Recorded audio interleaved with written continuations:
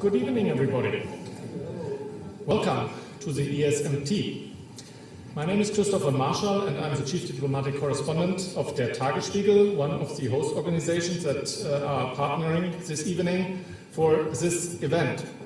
And first of all, one could say, you are one of the first off. This is the evening when this book, Wer kriegt was und warum, Who Gets What and Why, is presented in Germany. Who gets what and why? Why did we, the host organizations of this evening, got you, this wonderful audience, this evening? From the perspective of my paper, Der Tagesspiegel, the answer is pretty easy, because we are cooperating with two outstanding institutions in Berlin, the American Academy and the European School for Management and Technology. And of course, we hope as well that we are also an attractive partner as the leading daily in this city for other outstanding institutions. Berlin is a great city with a treasure of interesting offers, what to do every evening. This could be also understood as a sort of a marketplace, and I'm sure Al Roth could produce a model which program gets which audience and why every day. You are participating in this marketplace and you choose to attend this event tonight. That makes us happy and we thank you for that. I hope we won't disappoint you. We will discuss fascinating stuff this evening about marketplaces which maybe you have not recognized as marketplaces so far. The exchange of donated kidneys, for example, or how to get into a college, or how to meet your future partner. I stop here because it's not my part to introduce the author. Once again, allow me to wish you and all of us a really inspiring evening. Thank you.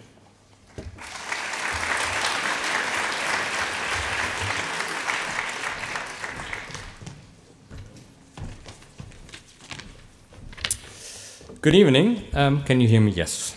Very good. Ladies and gentlemen, good evening.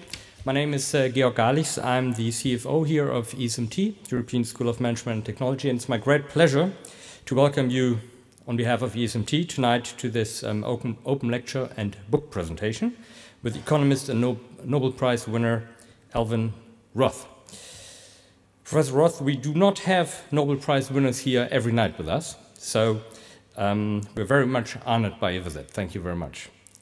ESMT is an international business school and as such offers a platform for public discourse. And we consider that a very important part of our activities. So we have lots of open lectures, lots of important people here. And again, Nobel Prize winners not every day, but other people. These open lectures showcase speakers who are recognized leaders in their fields and have pushed the frontiers of public discussion.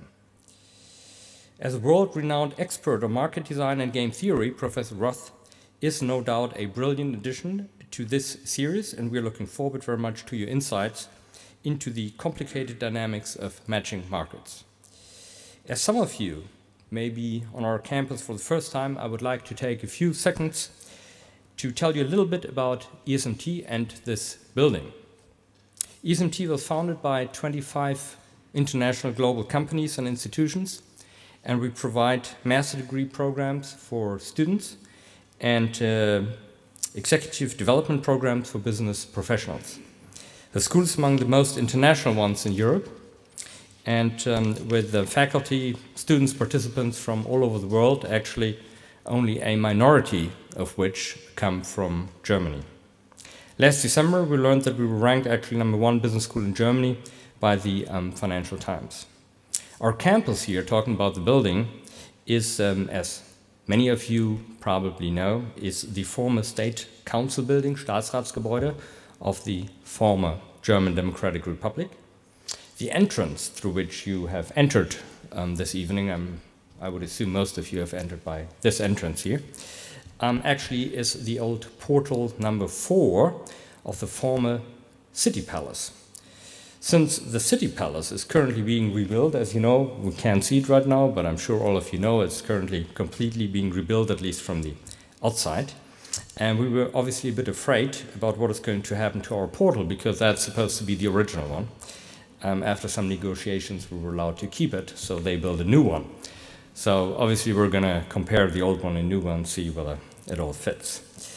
We're here in the largest room of this building, and it was actually here where the state bankers of East Germany took place. So if Mr. Honecker was, I don't know, meeting Mr. Gorbachev, they would have the big state banquet in this room.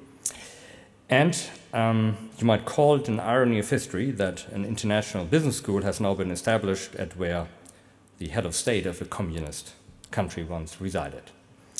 So enough for that. Before I pass now on to Professor Kasper, President of the American Academy, who will introduce tonight's speaker, I would like to thank our co-hosts, the American Academy and the Siedler Verlag, for this cooperation.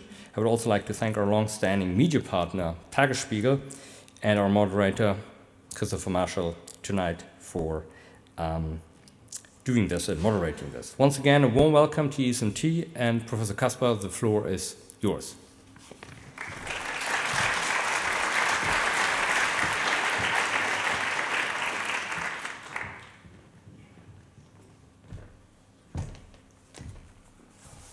Well, there are certain things one never expects, and I had never expected to one day speak in the room that was kind of the ballroom of the Council of State. Who gets what? Well, it's very clear when you look at these mice and china depictions, everybody gets to dance, to the beach, bicycling, and so on. And the question, why? Because of socialism, obviously. So this is a most wonderful setting, I have to say, for our question. Before I became president of Stanford in 1992, I spent 26 years as a law professor at the University of Chicago. That is where I learned my economics through osmosis. Though admittedly, I retained a lawyer's skepticism about some of what I heard. I had formidable teachers, such as Milton Friedman, George Stigler, Gary Becker. Chicago-style economics, on the whole, was a very serious affair, where the commitment to free markets was like a moral mandate. I mention this because the new book by Al Roth, Who Gets What, When and Why, I should have a copy too, but then I would have waved it at you to make sure that you get your own copy later. But this new book by Al is a more low-keyed but wholly captivating, clearly written introduction to designing free markets where markets otherwise fail. One quote I am permitted from the book: "Market design," Al writes, "helps solve problems that existing marketplaces haven't been able to solve naturally. Our work gives new insights into what really makes free markets free to work properly." I've read the book with the utmost fascination, and as I indicated just now, I now recommend it wholeheartedly to all of you. And believe me, I'm not normally in the business of recommending books. This one I do, and with conviction. Professor Roth is the Craig and Susan McCaw Professor of Economics at Stanford. And though he waited until I left the presidency to come, he wasn't sure that. He's also in risk management, and he thought the risk of coming to Stanford while I was president was too great. He's, of course, a winner of the Nobel Prize in Economics. Before Stanford, he was at the University of Illinois, University of Pittsburgh, and at Harvard University. His BA is from Columbia University and his PhD from Stanford. But interestingly enough, not a PhD in economics, but in a field that is called operations research, and that comprises mathematics, economics, and informatics. The American Academy is very pleased to have Professor Roth as a distinguished visitor in cooperation with two partners with whom we have worked successfully in the past, the European School of Management and Technology and the Siedler Verlag, and I should of course also mention the Tagesspiegel. The wonderfully direct title of Al Roth's book, Who Gets What and Why, reminds me of Harold Laswell, the famous political scientist who in the 30s of the last century defined politics as being about who gets what, when, and how. You understand there's a subtle difference. The why doesn't matter, just the how. And politics, to most of us, is a distant activity engaged in by politicians. They may at times, such as at present, and this will be the only remark I will make about Mr. Trump, they may at times, such as at present, have a high entertainment value. But we can tune out politics. As L. Roth makes clear in Who Gets What and Why, markets are inescapable from breakfast through the entire day. Al.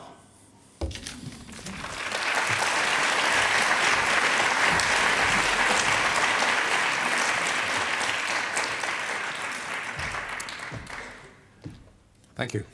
I'm delighted to be here.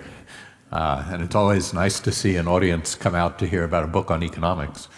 You know, in the United States, economics sometimes suffers from a reputation of being boring. But I've never understood that, because to me it's always seemed that economics is a lot like gossip, because it allows you to look into other people's lives and see the decisions they make and the decisions they have to make and that you might have had to make if you had chosen a different path. And so my book is about markets and marketplaces, and it came out in the United States over the summer, so now is the time when translations are starting to appear, and I'm happy to be here for the German presentation. And it's nice to see translations of a book on markets, because markets are a lot like languages, right? They're both ancient human artifacts. They're things that people make. And just as there are lots of languages, there are lots of kinds of markets and marketplaces. So I think that often when people think about the markets that economists are supposed to be interested in, we think about commodity markets. So the New York Stock Exchange is a market for financial commodities. And the only real job of the New York Stock Exchange is price discovery. It's supposed to find the prices at which supply equals demand from moment to moment for each of the many financial commodities that are traded on the New York Stock Exchange. And so you can trade in a commodity market, you can trade anonymously. You don't care who you're dealing with. They don't care who you are. You don't worry when you want to buy 500 shares of some company's stock. You don't worry whether the person you're buying them from has taken good care of those shares when he had them. He doesn't worry that you'll take good care of them when you have them. It's an anonymous market in which price does all the work. But there are lots of markets in which prices don't do all the work, where you care who you're dealing with, and the price may not even be the most important part of the market. And in some of the markets, we don't even let prices do any of the work. So let me go back a minute there. So matching markets are markets where you can't just choose what you want, even if you can afford it. You also have to be chosen. And lots of markets work that way. So, for example, I teach at Stanford University, and it's expensive to go to Stanford, but being able to afford tuition isn't enough to allow you to go there. You can't just come to Stanford, you have to be admitted. And Stanford doesn't raise the tuition until just enough students want to fill the seats. It doesn't raise the price until supply equals demand. Although it's expensive, many people would like to go to Stanford. And so there are all these other institutions of college admissions. There's applications and essays and interviews. And in order to be admitted, in order to attend Stanford, you have to be chosen. You can't just choose to go, you also have to be chosen. You also have to choose to go. Stanford can't just choose its students. We have to compete with Harvard. No? No. But we compete very successfully. We get the good ones. Okay? So you can't just inform Stanford that you're enrolling. Labor markets are matching markets too. You can't just inform Google that you're coming to work. You have to be hired. And Google can't just decide that they'll hire you. They have to compete with Facebook. So in college admissions, in labor markets, there's courtship that goes on. And it's a little bit like getting married. You can't just choose your spouse, you also have to be chosen. So let's think a little bit about what marketplaces have to do, particularly matching markets that aren't just about determining a price. Okay? And marketplaces have a number of tasks they have to do to help a market work well. And let me think about those tasks by thinking about the problems that Airbnb faces. Okay, that's a market you all know about. It's one that's pretty recently made possible by the internet and smartphones and changes in technology. Okay, so the first thing a marketplace has to do to make a market work well is it has to make the market thick. It has to bring enough people together so that they can transact. And so initially Airbnb started in San Francisco, and to make the market thick on both sides, to get enough travelers and enough hosts, they started buying some of their competitors, for instance, CrashPad in England. And eventually they have a marketplace that allows you to find rooms all over the world and serves travelers all over the world. One of their early competitors started here in Berlin, was a company called 9 Flats that had a similar kind of marketplace, and I believe still exists. But now the competitors aren't other websites. Now the competitors are giant hotel corporations like Hilton Hotels.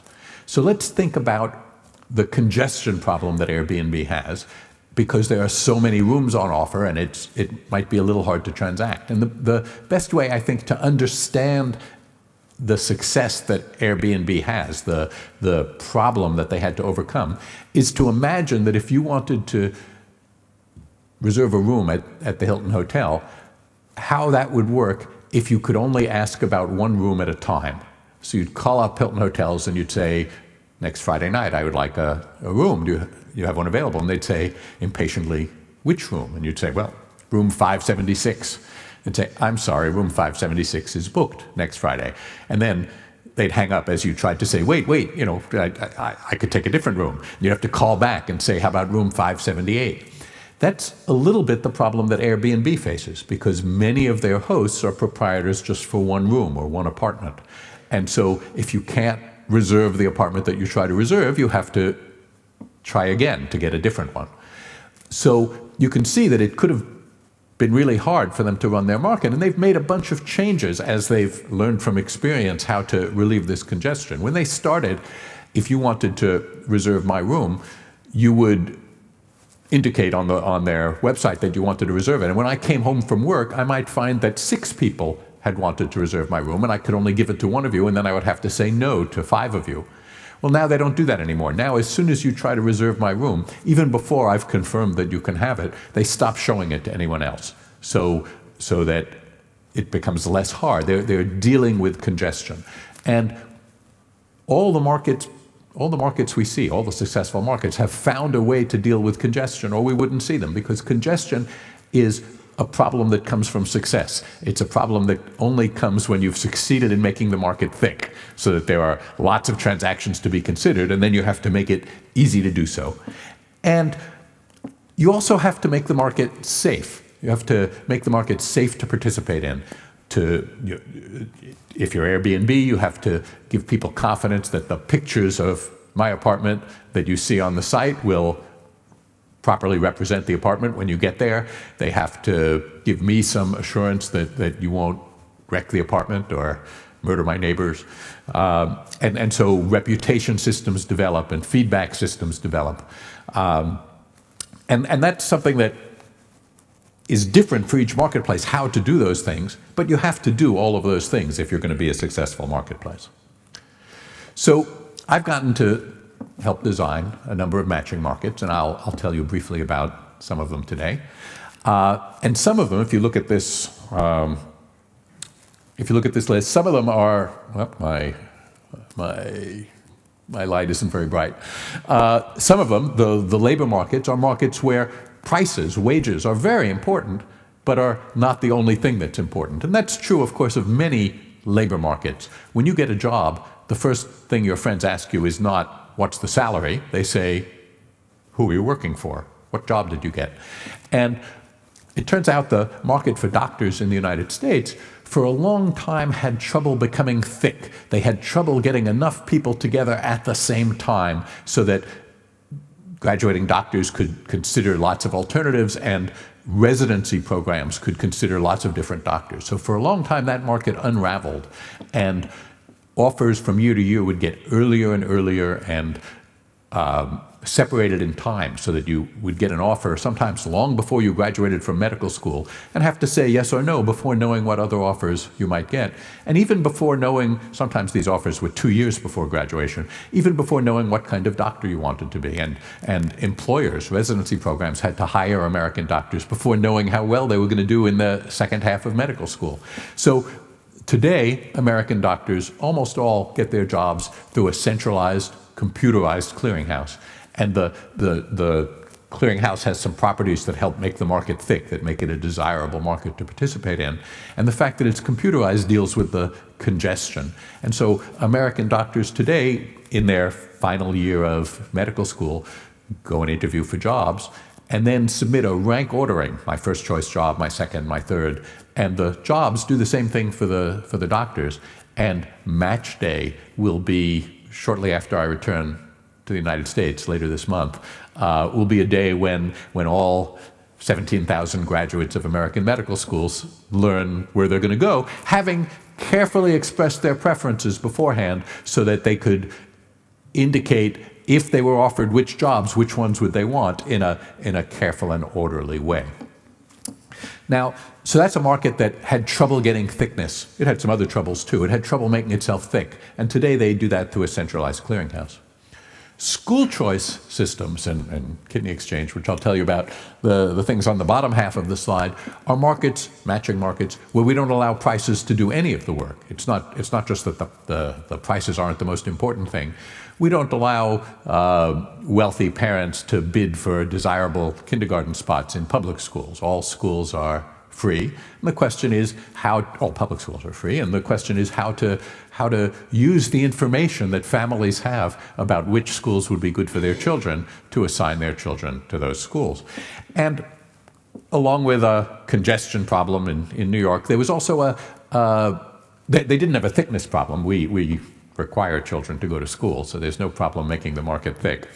But New York City, which admits 90,000 ninth graders each year, had a congestion problem, and many American schools had a kind of safety problem where it wasn't safe to confide in the school system which schools you really wanted your kids to go to.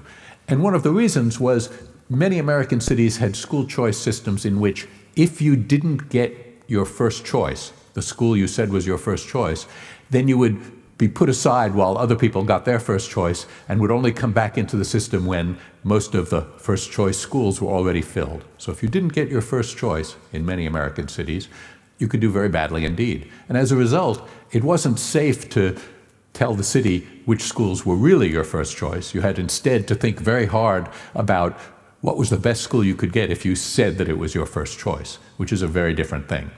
And so we've fixed that in many American cities now by making it just as likely that if you don't get your first choice, we can make it just as likely that you'll get your second choice as if you had said it was your first choice.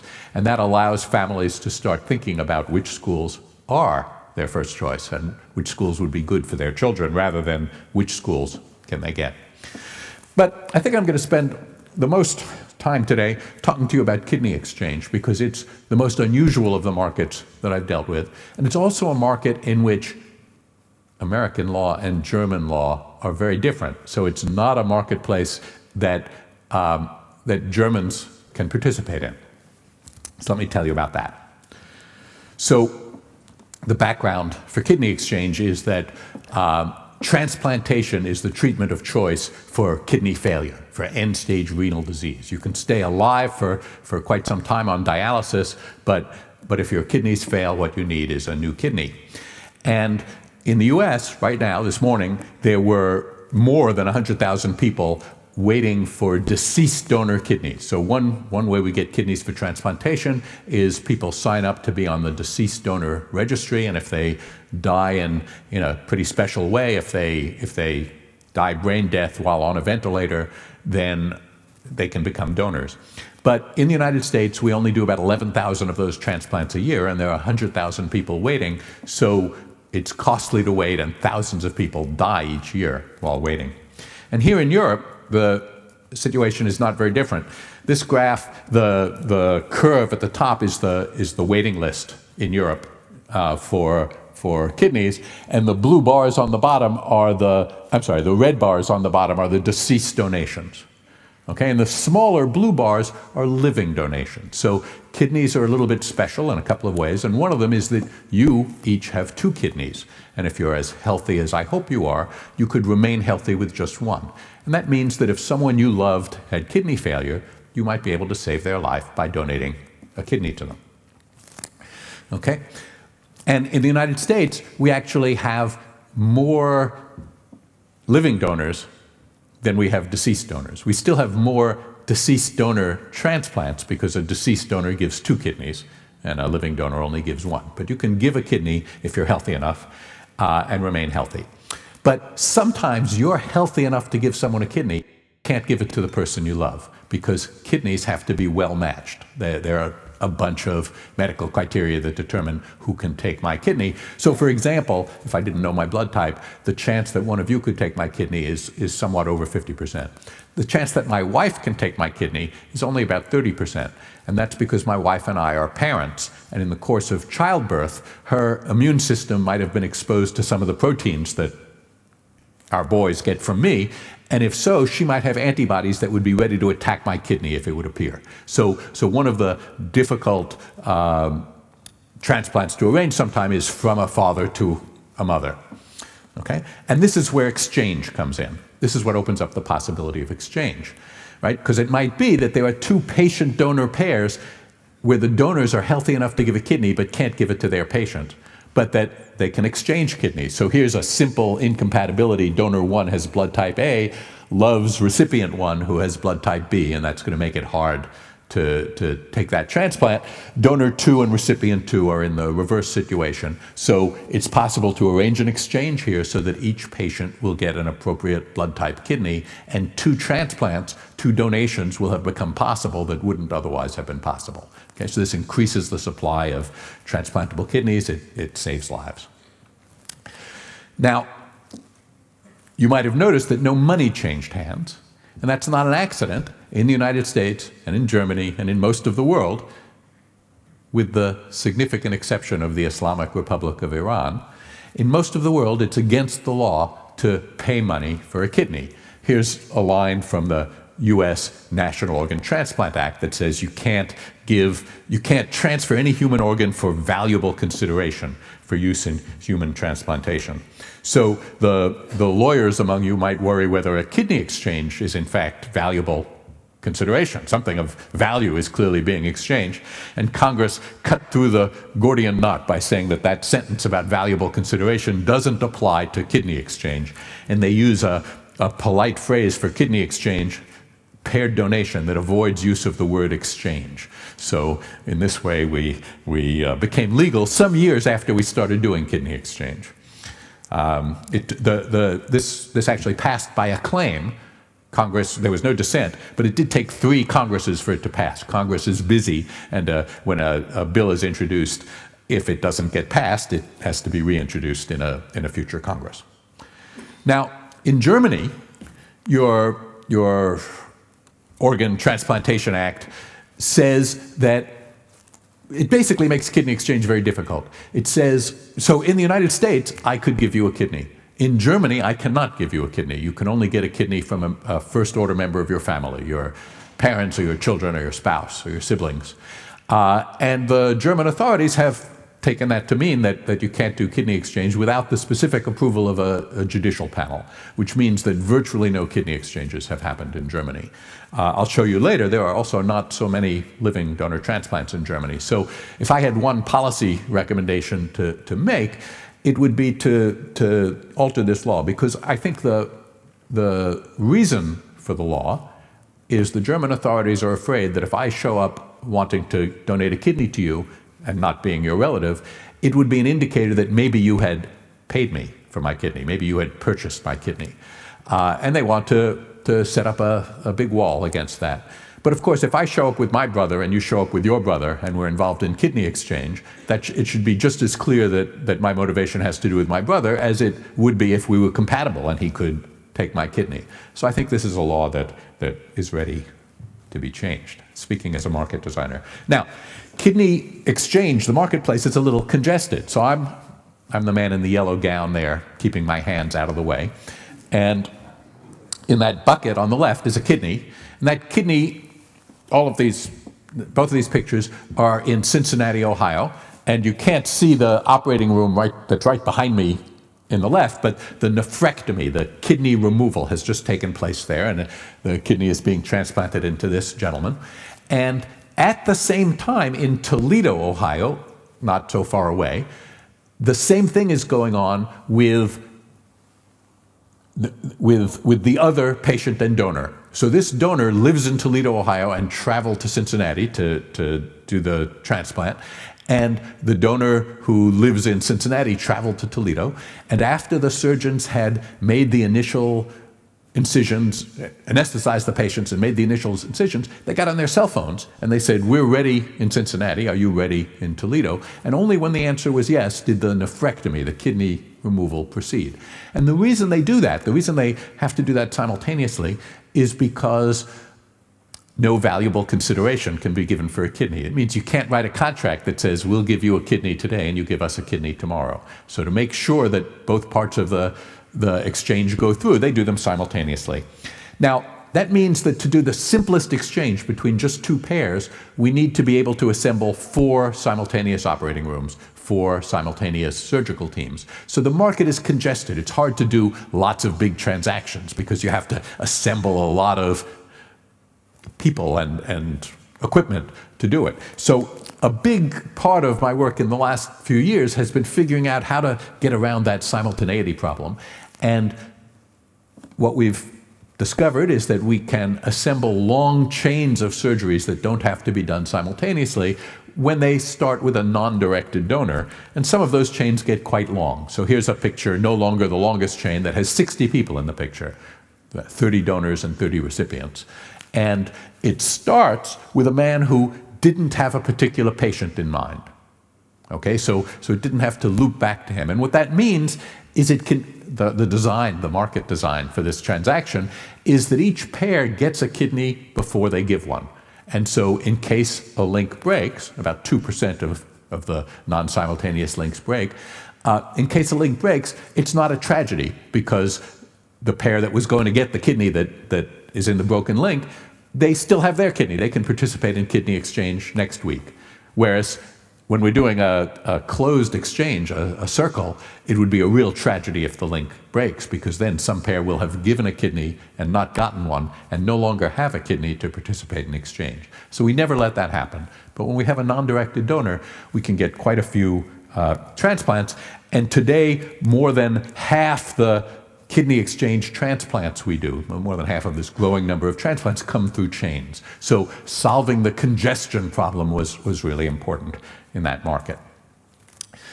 Now, kidney exchange is starting to spread around the world. I have a blog, and these are the posts that talk about first kidney exchange. The first one in Singapore was just this month.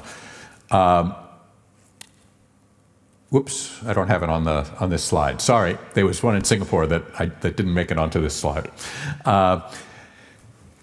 But not every place gets to do this. So just incidentally, what I've got here is a graph by countries of blue line is deceased donations, and the orange line is living donations. So you can see that Germany does pretty well in the world in deceased donations, but has a pretty small number of living donations, partly because the laws are so restrictive. But there are places in the world, and let me mention the Philippines, in which there are very few transplants of any sort, not because there aren't excellent hospitals in the Philippines, but because Philippine national health insurance doesn't cover transplantation. It hardly covers dialysis. And so kidney failure in the Philippines is a death sentence. There's a lot of kidney failure. There are people who are willing donors for their relatives who have kidney failure, but they can't get transplants there. And so the thing I'm currently working on with my surgical colleagues is to figure out whether we can open up American kidney exchange to patients from the Philippines. okay? And so we're just at the first anniversary of the first Philippine pair that came to the United States, and they participated in an American exchange. So Jose and Christine are Filipinos. They eventually participated in an exchange and helped facilitate an exchange that so far has 11 transplants in it. And the idea of global kidney exchange is that their medical treatment in the United States, and then also when they go home to the Philippines, can be financed by the savings to the American medical system by taking an American off dialysis, because dialysis is much more expensive than transplantation. So this offers the possibility, this expansion of kidney exchange will offer the possibility of mutual benefit, that just as in all kidney exchange, people who need transplants but can't get them can help each other to stay alive. And they are back home, and part of the deal is not only do the savings finance their transplant, but they're going to need a lifetime of post-surgical care. When you've gotten a kidney transplant, you need to take immunosuppressive drugs for the rest of your life. Okay, so let me start to wrap up a little. Matching markets are important, and there are lots of them. Many markets are not commodity markets. So if you came here thinking that the New York Stock Exchange or the Chicago Board of Trade was the prototypical market, I hope you'll leave here thinking that there are a lot more markets. Markets are the way human beings cooperate and coordinate and compete with each other. And they're very old, of course. When archaeologists find stone tools hundreds and thousands of miles even from where they were made, it's a sign that our distant prehistoric ancestors were able to find ways to trade tools for other things. So I've told you a little about school choice and job markets, kidney exchange. But of course, here in Europe and also in the United States, there's a big matching market that isn't working very well. And that has to do with refugee resettlement. Okay, and refugee resettlement is clearly a matching market in the sense that you can't just tell refugees where to go, nor can they just choose where to go. But the fact that you can't tell refugees, you can't just tell them where to go shouldn't be too surprising, because refugees are precisely the people who were somewhere where they didn't want to live and who picked up and left. And in the United States, we've found that we can't just tell people where to go. So our immigration and refugee policy originally had the idea that refugees would be spread thinly across the United States so that there wouldn't be too many anywhere and they would magically assimilate. But that isn't the way it works out. For instance, there's a big community of Somali Americans who were refugees in Maine. Maine is cold and snowy. It's not at all like Somalia. But there's a big community of Somalis in Lewiston, Maine. And that means that if you give someone a subsidized apartment in Wisconsin, there's nothing to stop them from getting on a bus, leaving the subsidized apartment behind, and going to Maine, where there are people who speak their language and eat their food and can offer them jobs because they've already been in town. So often it turns out, I think, that when we see refugees resettling and other kinds of migrants resettling in communities, that actually enhances their economic integration. If you are a Spanish speaker and you move to California, where I live, you can find work before you learn English, because there are plenty of people who can employ you and speak to you in Spanish and speak to the customers in English. If you move to Wisconsin, you have to learn English before you're employable. So there are going to be lessons to learn about how to handle refugee resettlement well and how to handle it badly that hopefully we'll learn, if not in time for the current wave of refugees, in time for the next one, which may be coming, right? If the sea level rises in the next 50 years, there'll be many more refugees. So let me just end by mentioning that I already mentioned that some transactions are repugnant. I have a chapter in the book on this. And what I mean by a repugnant transaction is a transaction that some people would like to engage in and other people think they shouldn't. So we've already talked about kidney sales, right? It's illegal almost everywhere in the world, but there are black markets. Making a market illegal doesn't necessarily make it go away. And of course, what is repugnant and what is not can vary in very different places. So I mentioned surrogacy because surrogacy is having someone bear a child for you, have the pregnancy for you, is illegal in Germany. But in California, you can have a surrogate contract and have your name as the parent on the California birth certificate. Now, if you do that, and there's quite a bit of fertility tourism to California and also to India and Nepal and Thailand, but if you do that, if you come to California where that's a very legal market, you'll have trouble bringing the baby back to Germany because German law doesn't recognize surrogacy as a parenthood, so you'll have to adopt the child, I believe, if you want to bring the child back to Germany. So people can have strong opinions about which markets should be allowed and which not. This is a market that's allowed in California, but is not allowed in Germany. There are markets that go the reverse way. Prostitution is legal in Germany, but it's illegal in almost all venues in the United States. There are a couple of counties in Nevada that have legal prostitution. So I think that one of the big things that economists need to understand better is not just how do we organize the markets we have, but which markets do we allow and what's involved in that as well. I'll be happy to talk about that in the discussion.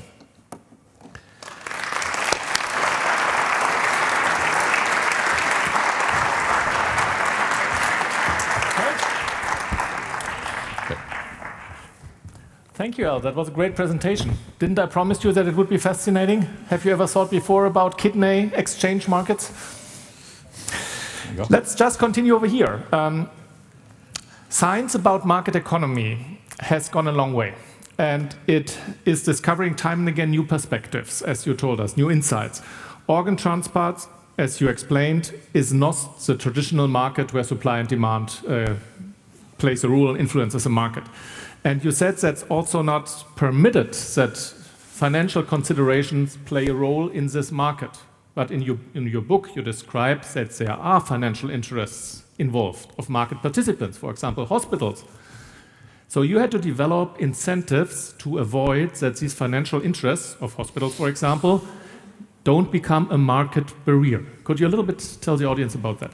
All right. Well, so taking care of people with kidney disease is a $50 billion a year business in the United States. So it's a big business. It's full of institutions, transplant centers, dialysis centers. It's full of people's careers, nephrologists, transplant surgeons. And so getting any market design adopted and then implemented is always in part a political process, trying to convince many people that they will do better as everyone else does better. And it's only incompletely done. You asked the question as if we had been a complete success in this respect. But in fact, it's actually difficult to get people with kidney failure promptly referred for transplantation. There's some incentive to take your time to refer them to transplantation while they're on dialysis and things like that. So what we mostly have done is try to convince. We've mostly worked with the surgeons and convinced them that doing this kind of surgery would be good for their patients and good for their business.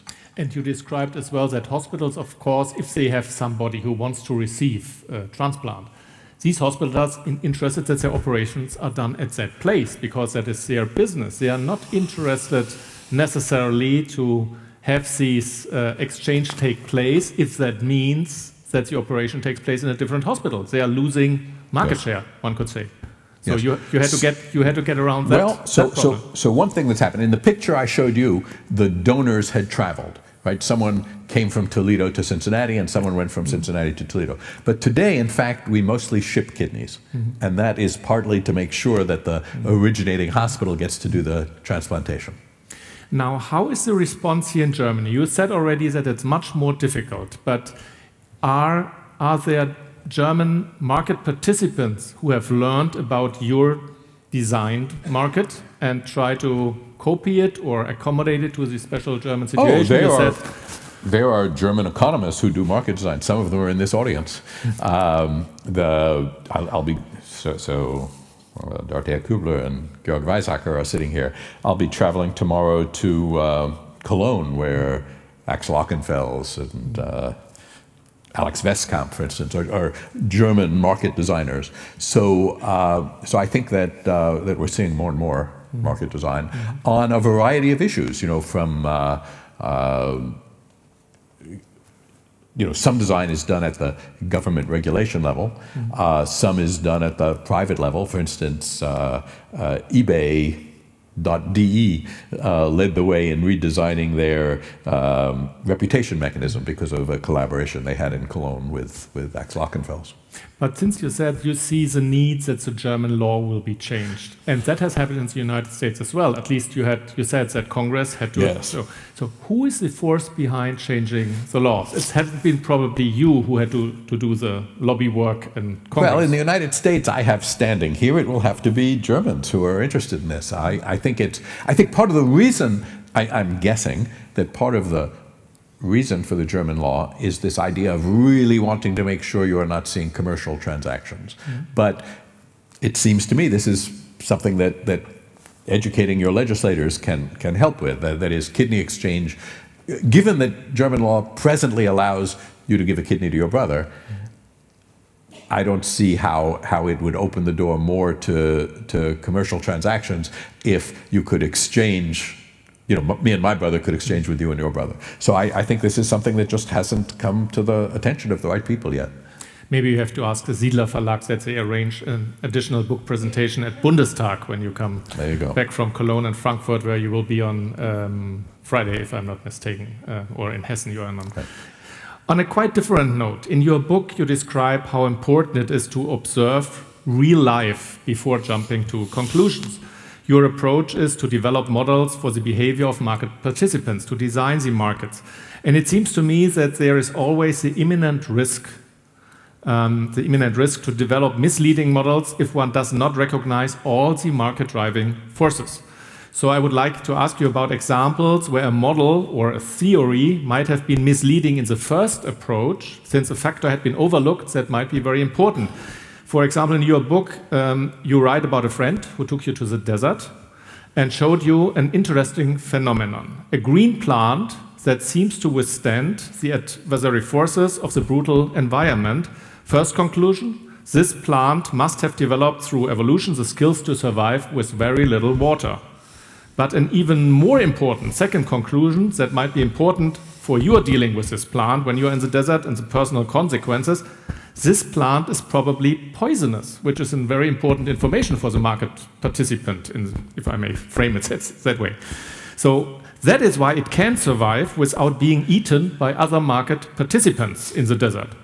Now, could you give us an example which is a little bit closer to our all-day life, where the first conclusion or the first approach to the market design might not be the important one? You had to overcome it and develop it further on to come to the real important informations or what influences. Okay. Well, let me expand on an example that I mentioned briefly, which is how school choice was done in the city of Boston. So what they did in Boston, before my colleagues and I helped them redesign the school choice mechanism, was they asked families to list their first choice, their second choice, their third choice. And then what they tried to do was they tried to give as many people as possible their first choice. It was clearly a well-intentioned system. And when more people listed a given school as their first choice, then there was capacity, then they would use priorities that they assigned for children at schools to break the ties and decide which children could go in. And a priority would be if a child had an older sibling who already went to the school, they had very high priority. If they lived near the school, they had high priority. So they first tried to give as many people as possible their first choice. Then with those who were still unassigned, they tried to give as many as possible their second choice, and then as many as possible their third choice. So this sounds great because you're trying to give people their first choices. But it led to the behavior that I indicated, which is it was no longer safe to tell Boston Public Schools what was your first choice, because if you didn't get your first choice, then there's a good chance that your second choice school would have filled all its places with people who listed it as their first choice. Even if you had very high priority in that school, even if you had another child who went to that school, so that if you had listed it as a first choice, your child would have gotten in. So I think this is a little like the case you mentioned. You start off and you think, wouldn't it be great if everyone got their first choice? And in Boston, they thought everyone was getting their first choice because most people got the school they listed as their first choice. Once they made it safe to take a chance on a school that you might prefer but didn't have as much chance of getting, they found that not every school was someone's first choice, and that as they got better information about what schools people liked, they were not only able to assign them better, but they were also able to start improving schools that were no one's first choice, and that made it politically apparent that those schools needed improvement. So in a minute, you will get your chance to ask your questions, but I will follow up with one more before we open it up to you. You touched in your presentation already on a subject of big emotions and also great political importance at the moment. Mass migration and the challenge of the distribution and the settlement of migrants here in Europe and especially in Germany. What is here the most challenging, because maybe most unforeseeable factor when you try to develop a model to forecast and influence the behavior of market participants in this migration market? You mentioned already that people tend to go where they have relatives in the best case, somebody from their country, from their culture, from their religion, from their language, whatever. But what is the most difficult to foresee in this market from your American experience? So I'm not an expert in the European rules on refugee resettlement. No, that's why I asked about. But one of the rules is what's called the Dublin Regulation, which says that refugees should seek asylum in the first safe country that they reach. And what this means is that both the refugees and the Hungarian authorities have an interest in not talking to each other and not noticing if the refugees pass through Hungary, because then the Dublin Regulation says they should stay in Hungary. So it means that the refugees are not easily interviewed in Turkey, in Jordan, in Lebanon, because they have to get to Germany or Sweden or France or England before they can ask for asylum. Otherwise, they won't be allowed to ask for asylum in those places. So I think that's probably one of the things that has to be fixed. That interferes with the free flow of information between people seeking asylum and countries that might be prepared to offer it. And of course, other factors that in the expectation where I can get a job, where I get the best, maybe even welfare or whatever, which is the strongest economy, because we see that everything is concentrating on Germany for several reasons, because we are perceived to have the strongest economy, you get the highest welfare, and that is a difference to the American model, because you don't offer welfare to people who are coming for political asylum to the United States. You offer them to be responsible for themselves, because they have the right to work once they are accepted, which is not the case over here. So there would be a lot of open field for market design or redesign if you were asked to be the advisor for the new migrant law. We would have to learn a lot about this. I don't know that we know enough to give expert advice right now, but we should watch carefully at what's happening and learn what works and what doesn't, so that we can do it better in the future. So as I promised, we would like to open it up and give you the opportunity to ask your question. As always, please tell us your name, maybe your affiliation, and of course, since I assume that a lot of people would like to ask questions or give comments, that I'm pretty sure that Al also would respond to comments. Keep it short, that most people get the opportunity. There are ladies with micros on the right and the left, so I know the first one is always the hardest, but maybe somebody will be the icebreaker and start here. Gerhard Kasper in the front. And just wait for the micro, it will be easier for everybody in the room.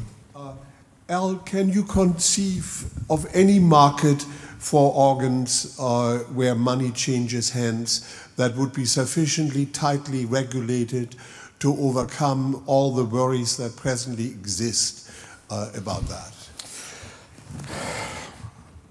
Well, I certainly can think of some things that might work. So let me tell you sort of a potential design, since that's what you asked. But then let me also tell you what I would want to know 50 years later to tell whether it had really worked. So I think if we were going to consider paying donors for organs in the United States, we would probably want not everyone to be able to pay, but only the federal government.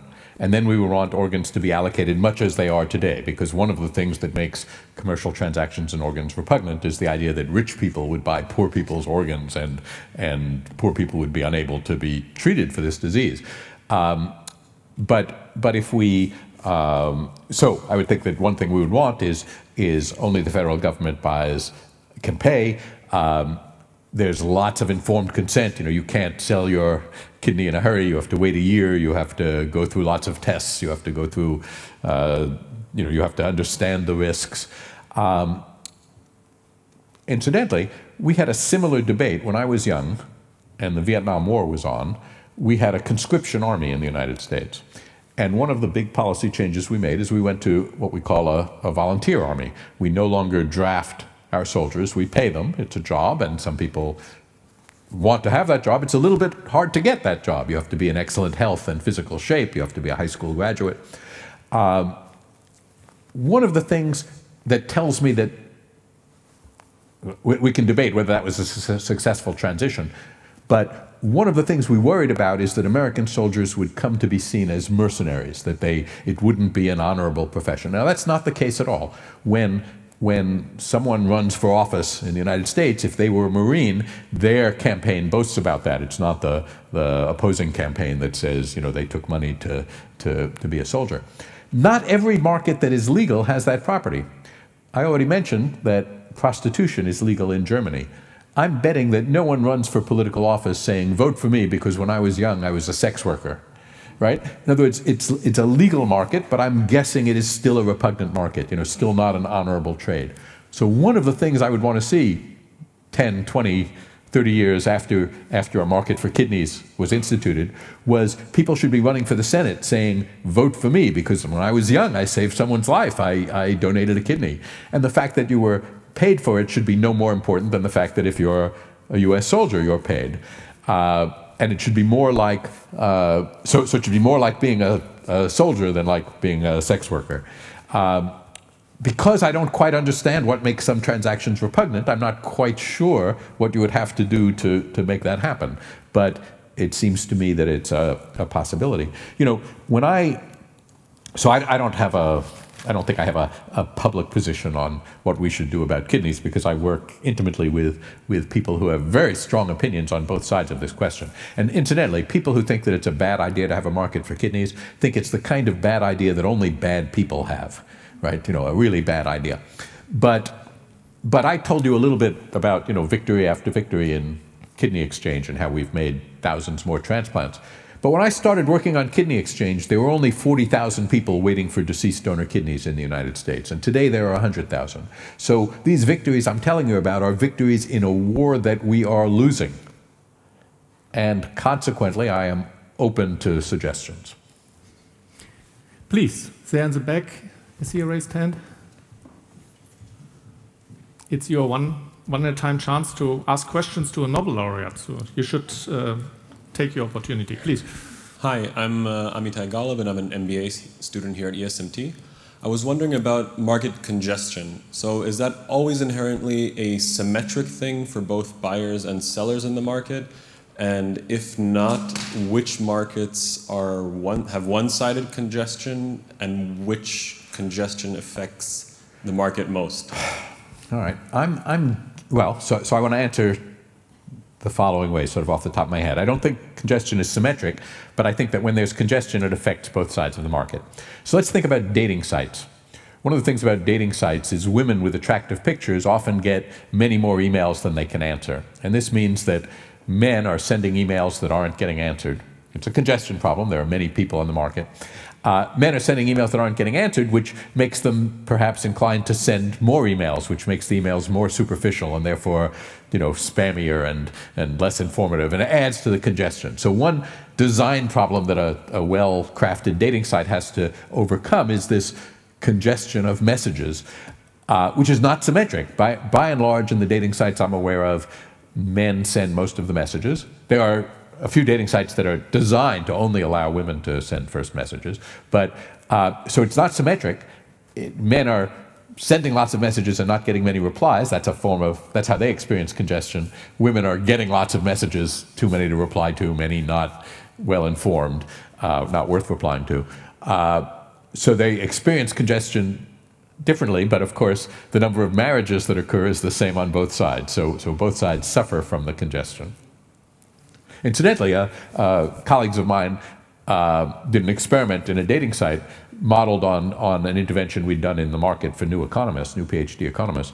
And what they did in this dating site is they allowed you to send as many messages as you want, but everyone was given 2 virtual roses, so you could only send 2 messages a day that had a rose attached to them. And they found that the messages with roses attached got a lot more attention and were more successful in making contacts.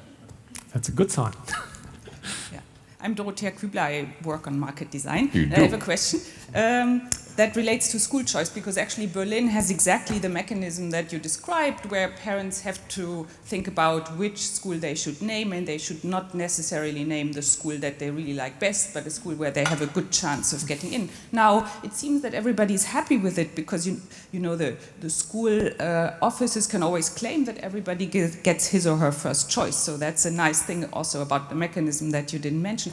Now, I'm wondering, from your experience in these various cities, what made people want to change the system? So what was it? Was it the parents or newspapers reporting on it, or what? Well, so we gave a number of public presentations.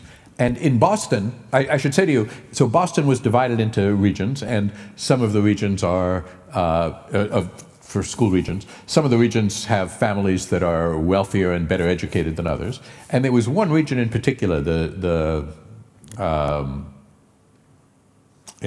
West Zone Parents Association, that really understood the existing school choice mechanism well. And they did a lot of intelligence. They would know, before the school district would know, how many children were applying to each kindergarten who had older siblings already in the school. So they would know that if a kindergarten had 20 places, but 8 children with siblings in the school are applying, then really it only has 12 places. And the way they knew this is because if you're going to the playground every day and you talk to the parents of other similarly aged children, you can find this out, whereas the school district doesn't find out until the applications come in. So on the one hand, they were these very well-equipped parents, very well-equipped for playing the game that you had to play. On the other hand, there were sections of the city where parents weren't good at this at all and did what they were asked to do and put down their schools in rank order. And what that meant is they sometimes listed as their second choice, say, a school that no one had ever gotten into as a second choice. You know, a school that you had to list as your first choice if you were going to get in, which means they were wasting some of their choices and their children were doing badly.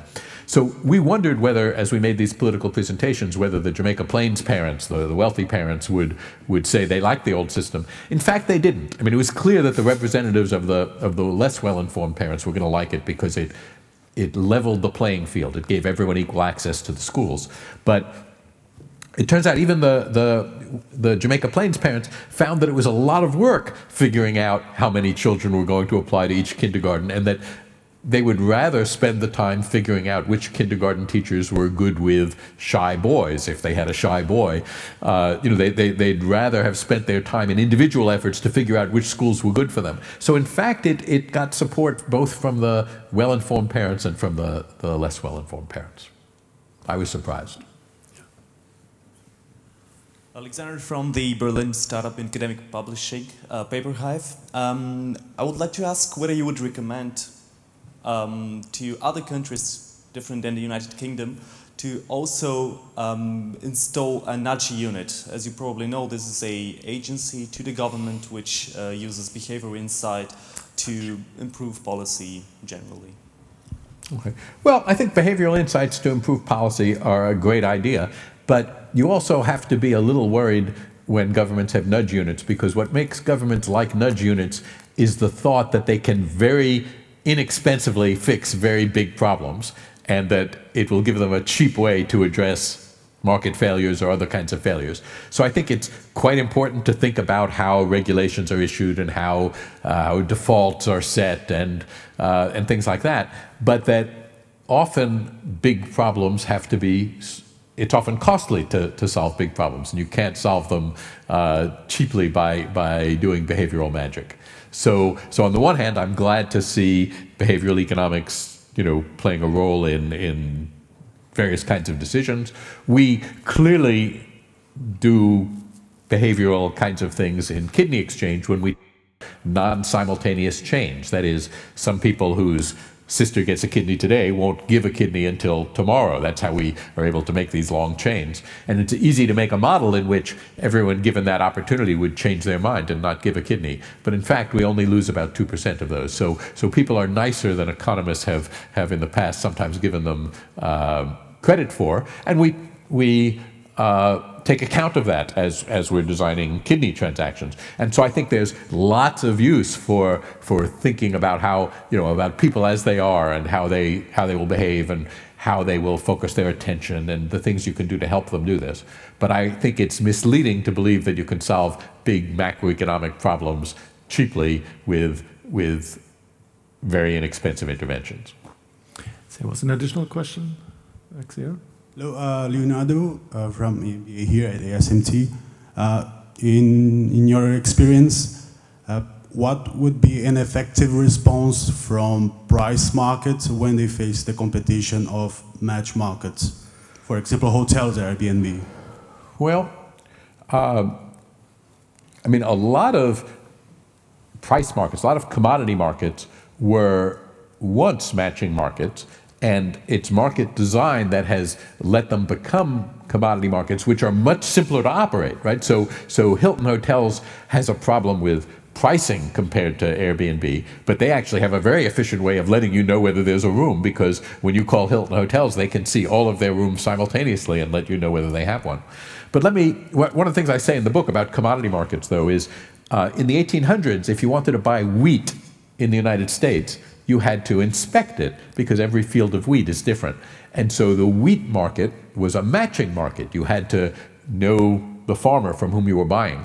But although, so God makes wheat, but the Chicago Board of Trade made number 2 hard red winter wheat, which is what we make bread out of. And number 2 hard red winter wheat is a commodity that you can buy without inspecting because it's been standardized. And that allows the Chicago Board of Trade to trade wheat much more simply than when you had to go to the field and see how much of the wheat was red and how much was white and how much was hard and how much was soft. So I think often when you can make a commodity market, that's an effective way to compete with a matching market. Here in the third row is a lady. Hello, Patricia Schulz from the Social Science Research Center. I work on the German energy market, which is always thought of as a commodity market, but it seems to be decentralizing quite rapidly right now with many more actors entering the market. And I was wondering, at what point can we think of it as different than a commodity market? Will it become a matching market or something completely different? Thank you. Well, so I think there's a continuum between commodity markets and matching markets, and many markets have some properties of one and some of the other. In the United States, one of the things we did is we separated the ownership of generating facilities from transmission lines, because of course when you're selling power you have to have it arrive where it's supposed to arrive. And of course the grid in which electric power runs has to obey Kirchhoff's laws, so you can't turn it on and off like a spigot. So in the US, when we think of electricity markets, there's actually a bunch of closely related markets. I wouldn't be surprised to hear that it's similar in Germany. There's the sort of long-term contract market. There's the day-ahead market for increments and decrements, because to balance the grid, you sometimes need the system operator sometimes has to be able to call up more electricity, and sometimes he has to be able to say, don't give us all the electricity that you're contracted to, and both of those have prices. And then there's the spot market, the thing that the system operator does to make sure that the grid balances.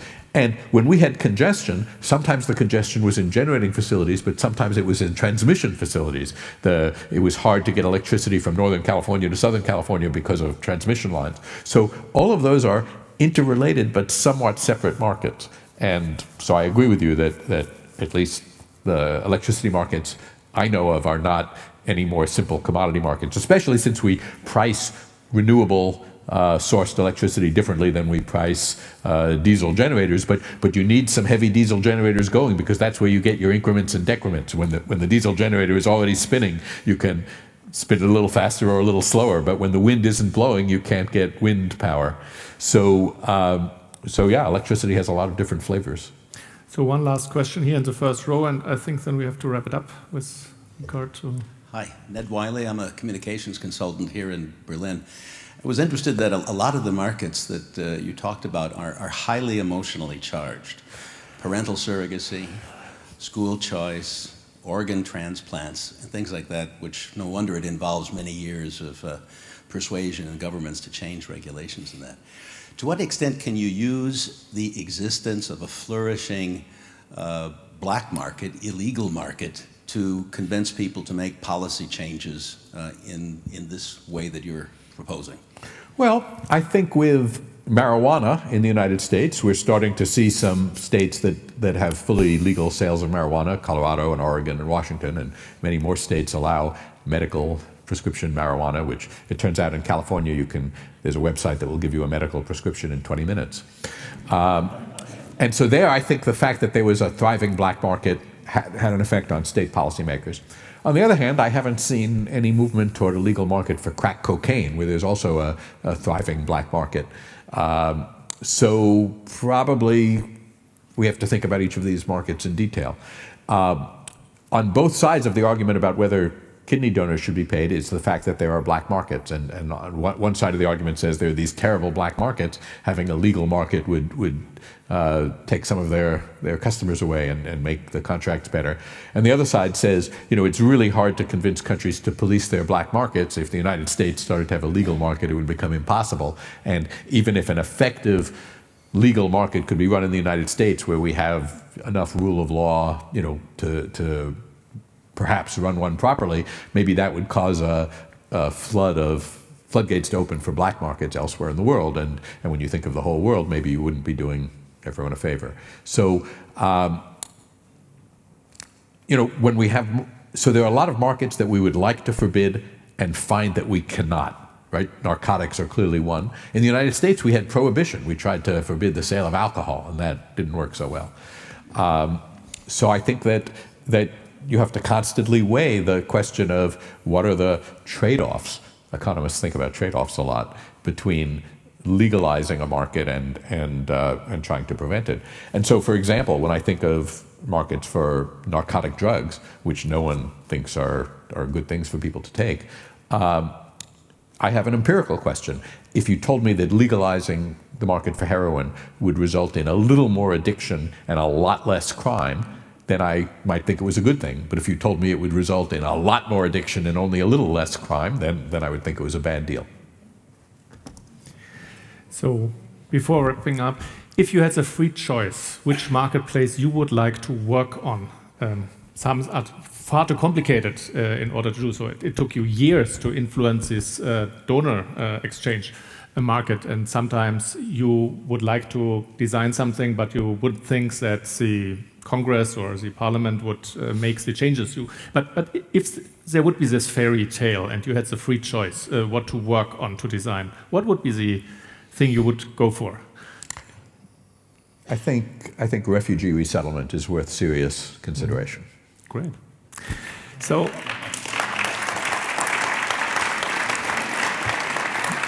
we certainly could need that in Germany. So maybe you will come back to Berlin. Now you have two very good choices, very attractive choices. First of all, this book is for sale, and the person who would sign it is in the room still. So if you want to go for the book, do it now. The second thing, you are invited to a reception right now. And I would propose that you do one first and the other later. But that's up to you. Thank you for coming here. It was great to have you. It's great to have you all here. Thank you.